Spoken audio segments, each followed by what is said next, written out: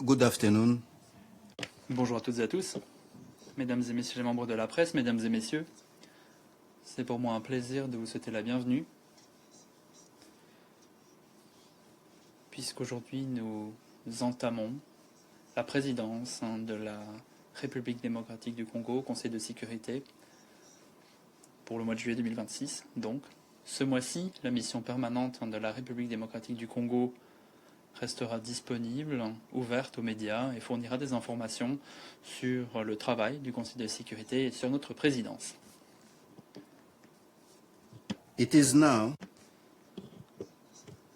Et j'ai l'insigne honneur d'inviter son Excellence, M. Zeno Mukongo Ngai, ambassadeur et représentant permanent de la République démocratique du Congo auprès de l'Organisation des Nations Unies et président du Conseil de sécurité des Nations Unies ce mois-ci, à présenter le programme de travail du Conseil de sécurité pour le mois de juillet et je l'invite à prononcer ses observations liminaires. Excellence, vous avez la parole. Thank you very much. Merci beaucoup. Toutes mes excuses de ce petit retard. Nous avons rédigé notre exposé en anglais. Et s'agissant du multilinguisme, et puisque nous sommes un pays francophone, nous avons dû passer au français.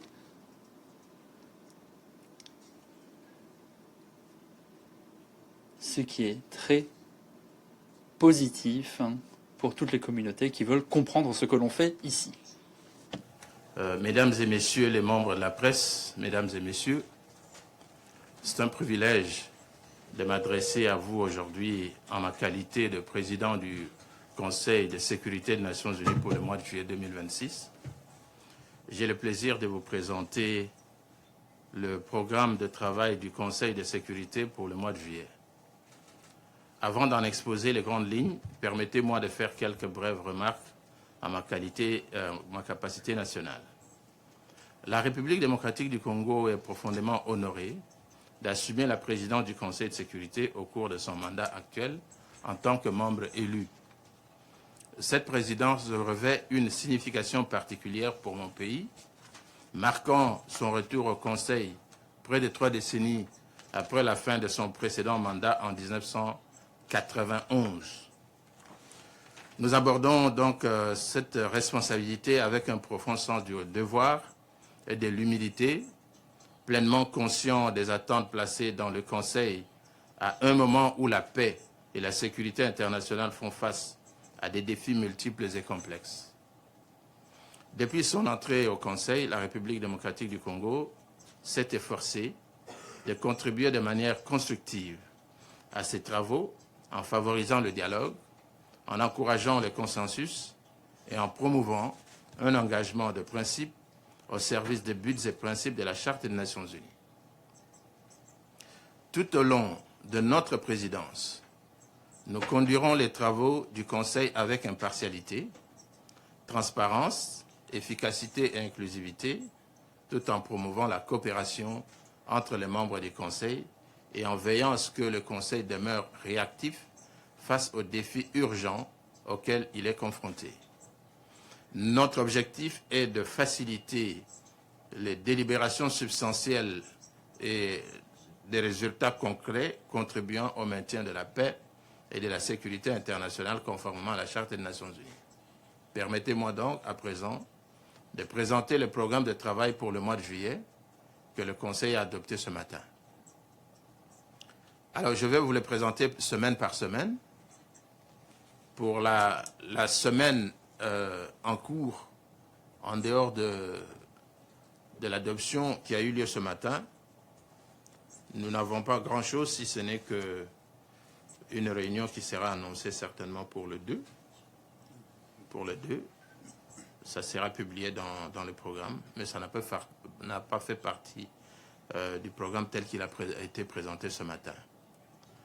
Alors, la semaine du 6 au 10 juillet, le 7 juillet, le Conseil recevra un exposé de la Cour pénale internationale sur la situation au Soudan.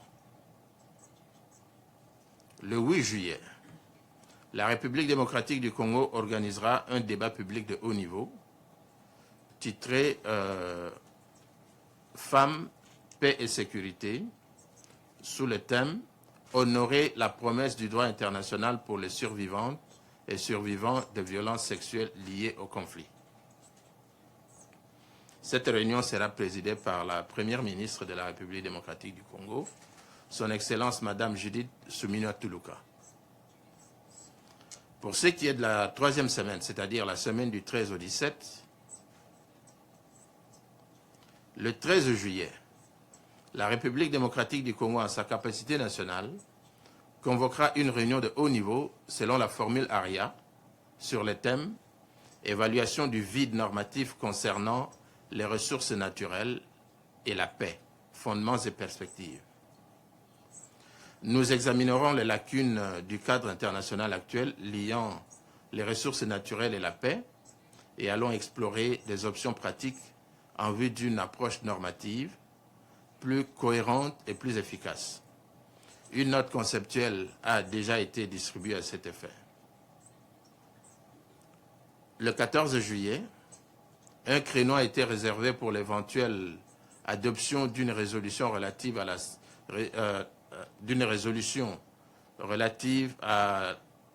d'un texte sur la résolution 2722 concernant la mer Rouge. Ça sera suivi d'un exposé et de consultations sur l'UNOWAS. Le 15 juillet, le Conseil tiendra un exposé et des consultations sur la Colombie. Le 16 juillet, le Conseil tiendra des consultations sur le Liban au titre de la résolution 1701 et la force des Nations Unies chargée du maintien de la paix à Chypre, UNFICYP. Pour la 4e semaine qui va du 20 au 24 juillet, le 20 juillet, le Conseil tiendra un exposé et des consultations sur Haïti. Le 21 juillet, le Conseil tiendra un exposé et des consultations sur la Syrie, portant à la fois sur le développement politique et humanitaire.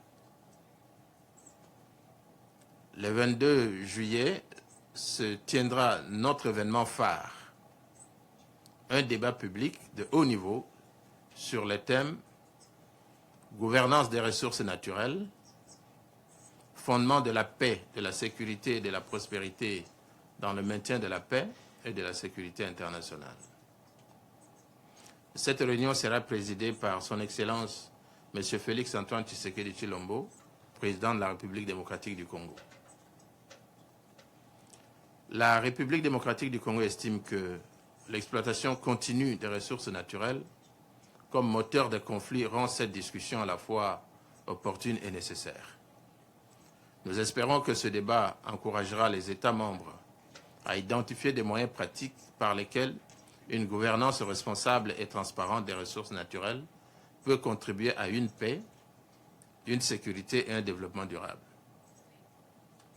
Nous invitons chaleureusement toutes les délégations à y participer à un plus haut niveau possible.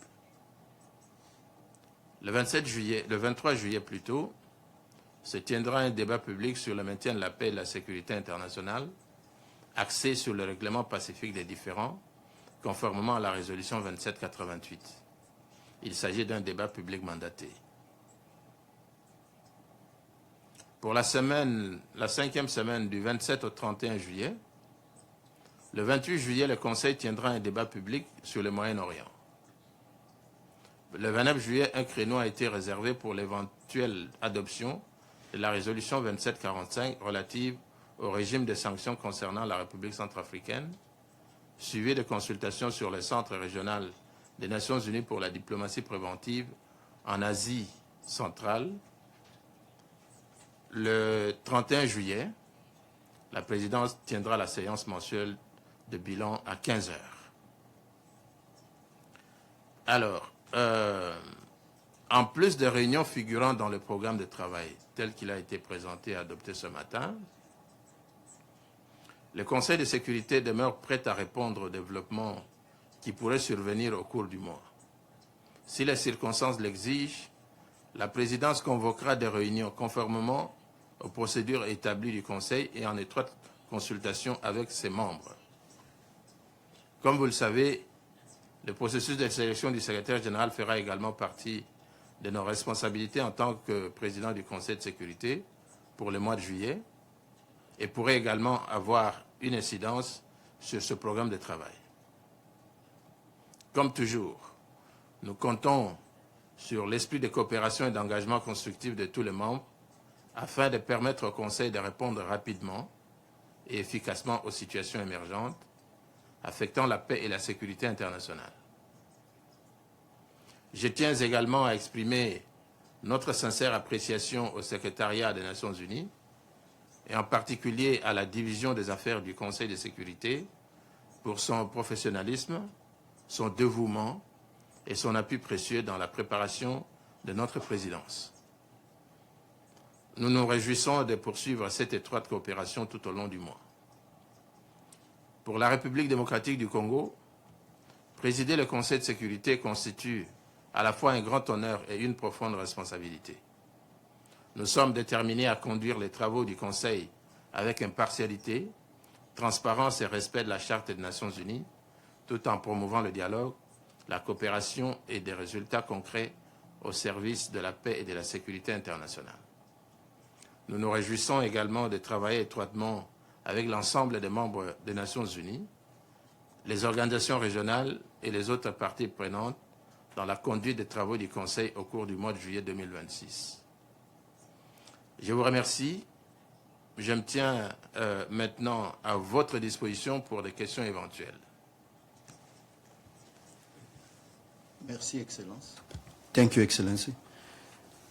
You can just N'hésitez pas à vous présenter, à poser votre question. Vous avez la parole. Merci. Monsieur l'ambassadeur, au nom de l'UNCA, je vous souhaite la bienvenue et vous remercie de cette expo. Je m'appelle Linda Fessula et j'aimerais vous parler du Liban. Pensez-vous que la finule sera examinée lors de ce mois? Thank you. Merci.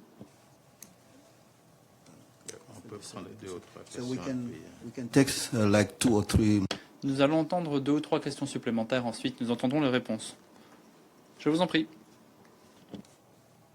Merci. Amélie Bottelier de l'agence France Presse. Concernant le processus de sélection du secrétaire général, est-ce que vous pouvez nous en dire un peu plus sur comment va se passer la première réunion qui est prévue, sauf erreur, d'après la lettre que la présidence chinoise avait envoyée au mois de mai, la dernière semaine de juillet? Et est-ce que vous pouvez nous confirmer que Bahreïn a demandé une réunion d'urgence sur l'Iran et que c'est cette réunion dont vous parliez éventuellement pour demain? Merci. Merci. Nous allons prendre la troisième question. Oui, présentez-vous et posez la question. This is Namwa. Namadoula Bayrou. S'agissant de la réunion sur la Syrie, pourquoi avez-vous inclus la Syrie au programme de travail? Est-ce que les droits des minorités seront un des premiers sujets de la réunion? Merci. Damilala de Passe Blue. Aurez-vous l'amabilité de nous en dire davantage sur votre manifestation phare, le débat public? Bien évidemment, nous comprenons bien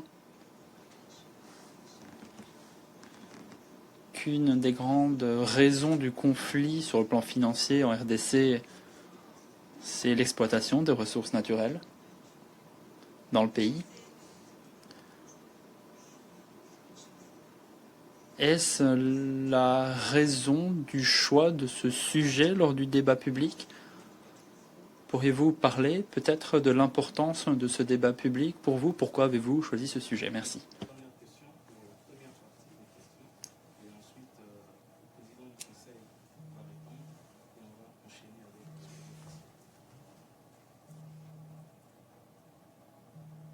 Il n'y a pas de cinquième question, alors nous pouvons répondre déjà. Très bien. Alors, je commence par la signature event, comme c'était la dernière question qui a été posée, pour dire que la République démocratique du Congo considère, de par ses priorités, que l'une des causes profondes de conflits dans le monde réside dans la mauvaise gestion de ressources naturelles. Le principe est que les ressources naturelles doivent normalement profiter aux États et aux populations des pays dans lesquels ces ressources se trouvent. Mais il s'est fait que dans la pratique, la plupart des ressources naturelles profitent aux groupes armés. Aux groupes armés et qui occasionnent l'exploitation illicite de ces ressources naturelles. Le principe aurait été que les ressources naturelles contribuent au développement des pays qui les possèdent. Mais ce qu'on voit est tout le contraire. Ce sont des groupes armés et c'est une exploitation qui parfois, et dans la plupart des cas d'ailleurs, occasionne des bains de sang. On parle de minerais de sang également. Mais nous voulons tout simplement mettre l'accent, en tant que République démocratique du Congo, sur le fait que la gestion des ressources naturelles doit profiter et contribuer positivement au développement durable des États qui les possèdent. Voilà donc la logique qui est derrière notre signature event. Et comme vous allez le constater, je pense que j'ai parlé aussi de la réunion en formule ARIA qui va avoir lieu le 13. Lors de cette réunion en formule ARIA, ce que nous allons avoir, c'est une idée qui part du fait que lorsqu'on considère la gestion même de la question des ressources naturelles et lorsqu'on regarde l'arsenal juridique international, on constate qu'il n'y a pas une base légale, ou du moins, il n'y a pas de texte au niveau international qui légifère sur la gestion des ressources naturelles.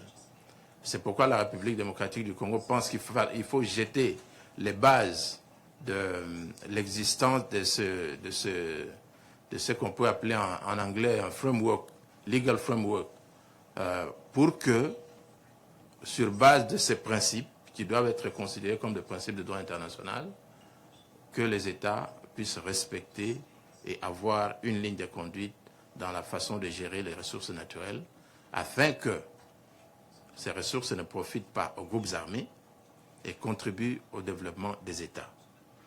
C'est le débat qui aura lieu le 13 et en formule ARIA. C'est-à-dire que nous allons exploiter avec les États qui participeront à ce débat les voies et moyens qui peuvent nous permettre de déboucher sur une résolution du Conseil de sécurité en rapport avec l'exploitation des ressources naturelles. Parce que, en réalité, ça n'existe pas jusque-là. Si on peut dire des semblants ou de brefs tendances de codification ou plutôt de réglementation de cette question, vous allez voir que c'est disparate. On en parle dans des résolutions qui sont éparpillées, mais il n'y a pas une résolution du Conseil de sécurité sur l'exploitation des ressources naturelles. Nous voulons donc jeter les bases de l'existence d'une telle structure, d'une telle résolution. Voilà pourquoi nous avons mis en avant d'abord une réunion en formule ARIA et puis notre signature event sur cette question. Alors, en ce qui concerne la première question, c'est le Liban, c'est ça, hein? Oui, UNIFIL. Alors, tout ce qu'on peut dire, c'est que la résolution 1701 a été invoquée. Je crois que nous aurons un briefing là-dessus. Nous allons avoir un briefing là-dessus. C'est quelle date? Je pense que c'est... Où est mon calendrier? Allez. Donne-moi une copie du calendrier. Nous allons avoir une réunion sur l'UNIFIL, justement, plutôt sur la résolution 1701. C'est le 16. Donc, la question sera débattue le 16. Cela est prévu. Alors, en ce qui concerne la deuxième question sur la sélection du secrétaire général, c'est vrai que nous allons conduire deux activités importantes. La première étant l'audition des candidats. La Colombie en a déjà entendu 2. Sur les 6, apparemment, nous allons prendre tous les 4. Et donc, nous organiserons ces séances de travail-là avec les membres du Conseil de sécurité. Je ne peux pas vous en dire plus. Alors, et en dehors de ça, le premier Stropole va avoir lieu aussi sous la présidence de la RDC. Voilà ce que je peux dire à ce stade. Le Bahreïn a effectivement demandé une réunion d'urgence qui, il me semble, la procédure est en cours. Je crois que la réunion va se tenir le 2. Elle va se tenir le 2, là, dans la matinée. Et donc, c'est une réunion qui a été actée et acceptée. Sur... non, j'ai déjà parlé de la signature event, non? Oui, oui. Il était question de...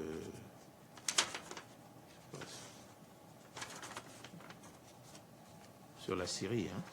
Je crois que sur la Syrie. Why in your session focus of that? La Syrie, c'est focus on political and humanitarian. Statutaire. Oui, mais c'est statutaire, c'est déjà... En fait, la question de la Syrie se focalise sur la situation humanitaire.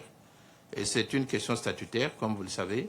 La plupart des questions qui sont inscrites à l'ordre du jour du Conseil de sécurité sont des questions statutaires en dehors de 3 questions qui constituent des initiatives personnelles de la République démocratique du Congo, dont la réunion de haut niveau sur les violences sexuelles du 8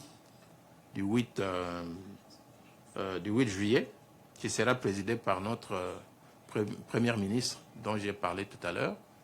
Et deuxièmement, nous avons la réunion en formule ARIA du 13 juillet, qui va porter sur, évidemment, le gap en ce qui concerne la réglementation sur l'exploitation des ressources naturelles. Celle-là sera présidée par notre ministre des Affaires étrangères.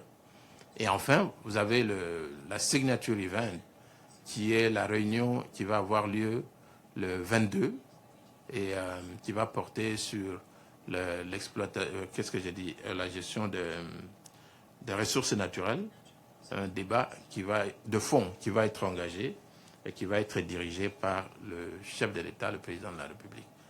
Voilà en ce qui concerne les événements que nous avons énoncés nous-mêmes. Je crois qu'on en est fini ainsi avec les questions. Si on peut prendre un autre set et puis... Voilà, nous allons enregistrer les 5 nouvelles questions. Oui. Présentez-vous l'organe de presse et posez votre question. Thank you. Merci beaucoup, Monsieur l'ambassadeur, pour cette conférence. Ahmed Ali, je suis avec Egyptian News TV. Félicitations pour les résultats remarquables de votre équipe de football contre l'Angleterre. Nous n'en avons pas terminé, mais c'est déjà beaucoup. Ça semble assez bon. Donc, concluons rapidement, n'est-ce pas? J'aimerais vous poser une question qui rejoint la question que j'ai adressée au porte-parole du secrétaire général ultérieurement. L'accord cadre entre le Liban et Israël prévoit un plan progressif de retrait des forces israéliennes du Sud-Liban subordonné au désarmement du Hezbollah. Nous savons que ce type de processus diplomatique a affecté le processus à Gaza. À titre national, comment évaluez-vous la situation et avez-vous l'intention de tendre vers une résolution du Conseil de sécurité qui pourrait entériner ce plan en tant qu'accord à long terme entre Israël et le Liban? Merci et bonne chance.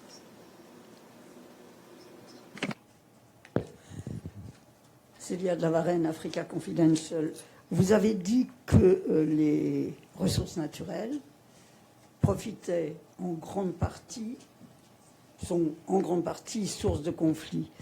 Vous avez oublié aussi, et votre pays est probablement en ressources naturelles le pays le plus riche de toute l'Afrique, vous avez oublié de mentionner les États. Ça ne profite pas seulement aux groupes armés. Aux groupes armés, mais ça profite aussi aux États. ne serait-ce que de regarder les États-Unis qui s'intéressent énormément maintenant à votre pays, entre autres. Nous allons prendre la troisième question derrière, madame. Tottenham Pass Blue. Une précision au sujet des 2 réunions consacrées aux ressources naturelles. L'une sera convoquée en formulariat. Vous y évoquerez le cadre juridique qui pourrait être établi pour assurer la gestion de ces ressources. Puis, une réunion formelle du Conseil de sécurité sera convoquée sur la même question, n'est-ce pas? Pourquoi convoquer 2 réunions sur la même question? En ce qui concerne les auditions avec les candidats au poste de secrétaire général,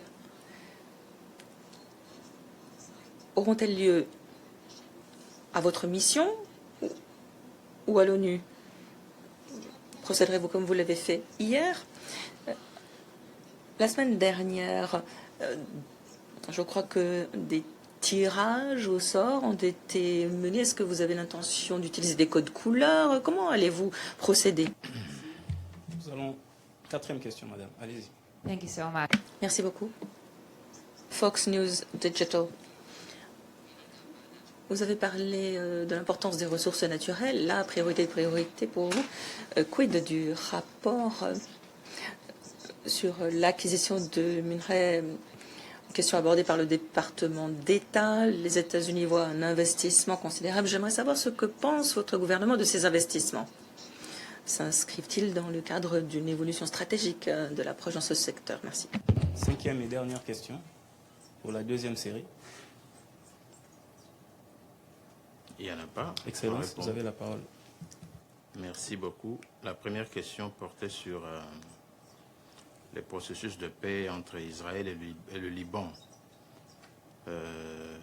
Vous vouliez savoir ce que nous pensons de ce plan de paix qui a été proposé. En tant que République démocratique du Congo, un pays qui a fait l'expérience de la guerre, nous ne pouvons que soutenir un tel plan. Parce que, vous savez, pour nous, le principe qui ont été énoncés dans la Charte des Nations Unies, telle qu'elle a été conçue à San Francisco à l'époque, doivent être respectés. Et si aujourd'hui il y a beaucoup de dérapages dans la gestion de la question de la sécurité et de la paix au niveau international, c'est parce que la Charte des Nations Unies n'est pas respectée. Et pour nous, tout principe qui va dans le sens du règlement pacifique des différends est quelque chose que nous devons soutenir. Parce qu'au finish, les gens se battent, la guerre continue, et comme on le voit partout, mais il n'y a pas de fin. Et on ne va pas continuer la guerre ad vitam aeternam. Les gens ne vont pas passer leur vie essentiellement à s'entretuer. On peut parler. Nous sommes des humains à la différence des animaux. Nous pouvons nous asseoir sur une table et parler, et toute initiative de paix qui s'énonce doit être considérée comme une valeur que nous devons soutenir. En tout cas, pour la République démocratique du Congo, le respect des principes énoncés dans la Charte des Nations Unies est une question clé. Et nous ne pouvons que soutenir. Alors, les ressources naturelles, évidemment, 2 meetings on natural resources. Pourquoi? C'est parce que tout simplement, nous voulons dans un premier temps donner un élan à la recherche des solutions. En ce qui concerne, il existe un gap sérieux entre l'exploitation des ressources naturelles et le respect des principes et la légalité internationale. Je dirais en termes juridiques que le droit international est muet, en d'autres termes, est muet sur la manière de gérer les ressources naturelles des États. Le principe, c'est la souveraineté des États.